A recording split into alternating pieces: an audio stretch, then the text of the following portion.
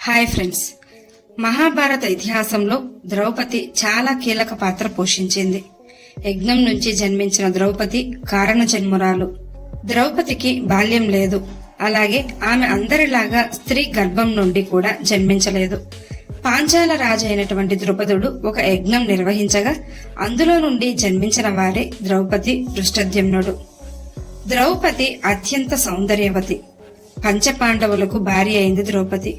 ద్రౌపది యజ్ఞం నుండి జన్మించినప్పటి నుండి ఆమెకు అంగరక్షకుడు ఉన్నాడు. ద్రౌపది యొక్క అంగరక్షకుడు ఎవరు? ఆ అంగరక్షకుడు పాండవుల కంటే శక్తివంతుడా? ఇలాంటి సందేహాలన్నింటికీ సమాధానాలు ఈ వీడియోలో తెలుసుకుందాం. వీడియో చూస్తున్న వారిలో ఎవరైనా శ్రీకృష్ణుని భక్తులు ఉన్నట్లయితే తప్పకుండా జై శ్రీకృష్ణ అని కామెంట్ చేయండి. అంతకంటే ముందు ఎవరైనా మన ఛానల్ ని ఫస్ట్ టైం చూస్తుంటే ప్లీజ్ సబ్స్క్రైబ్ చేసుకోండి. అలాగే ఈ వీడియోని తప్పకుండా లైక్ చేయండి. మీ ఒక్క లైక్ మాకెంతో సపోర్ట్ ఇస్తుంది. పాంచాల రాజైన ద్రుపదుడు, ద్రోణాచార్యుడు బాల్య స్నేహితులు. ఇద్దరు చిన్నతనంలో ఎంతో సంతోషంగా గడిపారు. ఆ తర్వాత వారిద్దరూ వారి వారి విద్యాభ్యాసాల కోసం వేరువేరు ప్రాంతాలకు వెళ్లాల్సి వస్తుంది. అలా వెళ్తున్న సమయంలో ద్రుపదుడు ద్రోణాచార్యుని వద్దకు వచ్చి ఒక మాట ఇస్తాడు.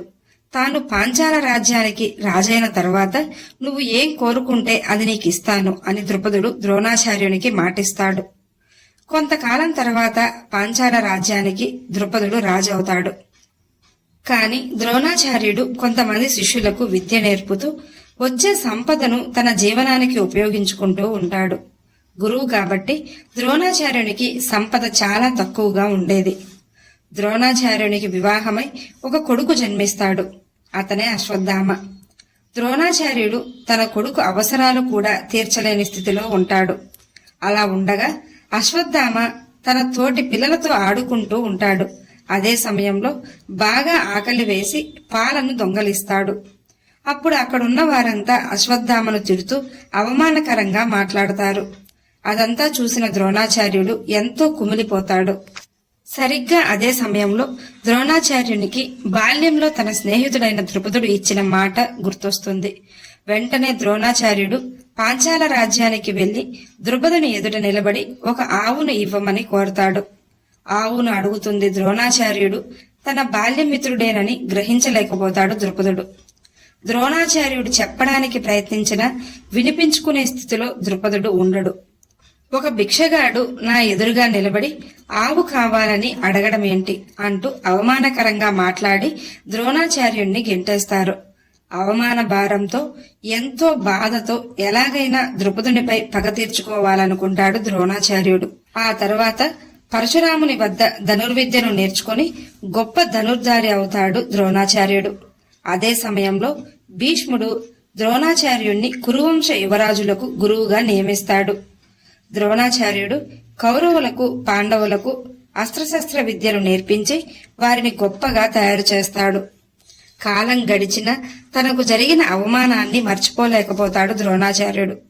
ఒకసారి కురువంశ యువరాజులను పిలిచి పాంచాల రాజైన ద్రుపదునితో యుద్ధం చేసి బంధించి నా కాళ్ళ దగ్గర పడేయమని కోరతాడు. గురువు చెప్పాడని మొదట కౌరవులు పాంచాల రాజ్యానికి వెళ్లి ద్రుపదునితో యుద్ధం చేసి ఓడిపోయి తిరిగి వస్తారు.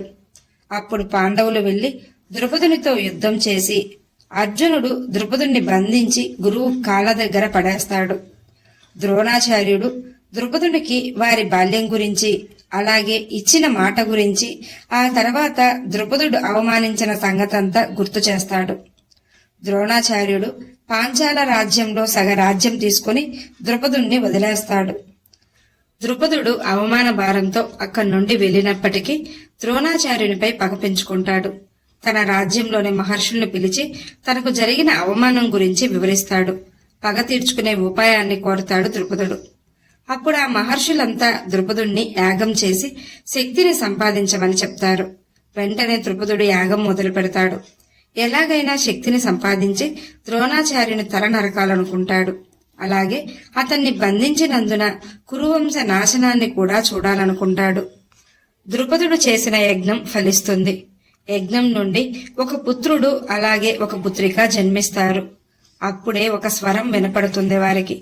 పుత్రుడు ద్రోణాచార్యునిపై పగ తీర్చుకోవడానికి అలాగే పుత్రిక కురువంశ నాశనానికి కారణమవుతారని చెప్తుంది.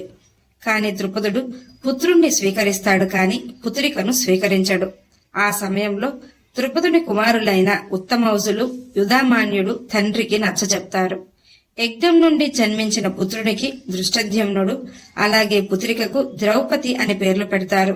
ద్రౌపదికి ఆనాటి నుండి ఉత్తమౌజులు, యుధామాన్యుడు అంగరక్షకులుగా నిలబడ్డారు. భీష్మ పితామహుడంతటి వారే ఈ సోదరులను అత్యంత శక్తివంతులుగా పరిగణించాడు. ద్రౌపదిని దృష్టద్యుమ్నుడితో పాటు వీరు కూడా ఎంతో ప్రేమగా చూసుకునేవారు.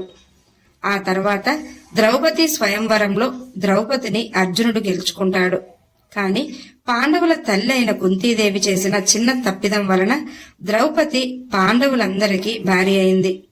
కౌరవులు చేసే కుట్రలకు, మోసాలకు చివరకు కౌరవులకు పాండవులకు మధ్య యుద్ధం చోటు చేసుకుంటుంది. ద్రౌపదిని ఎంతో అవమానించిన కౌరవులు, అలాగే వారు చేసిన కుట్రలే ఈ యుద్ధానికి కారణం. వారి మధ్య జరిగిన ఆ యుద్ధమే కురుక్షేత్ర యుద్ధం. ఆ యుద్ధంలో ద్రౌపది అంగరక్షకులైన ఉత్తమౌజులు సోదరులు అర్జునునికి అంగరక్షకులుగా మారి యుద్ధం చేశారు. పాండవుల తరపున ఉన్న గొప్ప గొప్ప మహారథుల పేర్లు భీష్మ పితామహుడు దుర్యోధనునికి చెప్తాడు. ఆ పేర్లలో ఉత్తమౌజులు అలాగే యుధామాన్యుడు పేర్లు కూడా భీష్ముడు చెప్తాడు. అంతటి గొప్ప శక్తివంతులు ఈ సోదరులు. కురుక్షేత్ర యుద్ధంలో కౌరవ సేనలను ఈ సోదరులు మట్టుబెట్టారు. అర్జునుడికి ఎంతో సహాయంగా నిలిచారు. కురుక్షేత్ర యుద్ధంలో దృష్టద్యుమ్నుడు ద్రోణాచార్యుని తల నరికి ద్రుపదుని పగను తీర్చాడు. ఉత్తమౌజులు, యుధామాన్యుడు కురుక్షేత్ర యుద్ధంలో ద్రోణాచార్యుణ్ణి, అశ్వత్థామను, కృతవర్మను, దుర్యోధనుణ్ణి, కర్ణుణ్ణి ఇలా చాలా మందిని ఓడించారు. కురుక్షేత్ర యుద్ధం 18వ రోజుకు కూడా ఈ సోదరులు యుద్ధంలో మరణించలేదు. కాని ఉప పాండవులతో పాటు ఉత్తమౌజులు, యుధామాన్యుడు కూడా అదే శిబిరంలో నిద్రిస్తూ ఉంటారు. అలా నిద్రిస్తున్న వారు అశ్వత్థామ చేతిలో అతి దారుణంగా చంపబడ్డారు. ద్రౌపదికి అండగా ఉంటూ చివరకు ఉప పాండవులతో నిద్రిస్తూ అశ్వత్థామ చేతిలో మరణించారు. ఉత్తమౌజులు, యుధామాన్యుని గురించి మహాభారతంలో తక్కువగా ప్రస్తావన ఉన్నప్పటికీ వారి యొక్క శక్తి సామర్థ్యాలను భీష్ముడంతటి గొప్పవాడు పరిగణనలోకి తీసుకున్నాడు.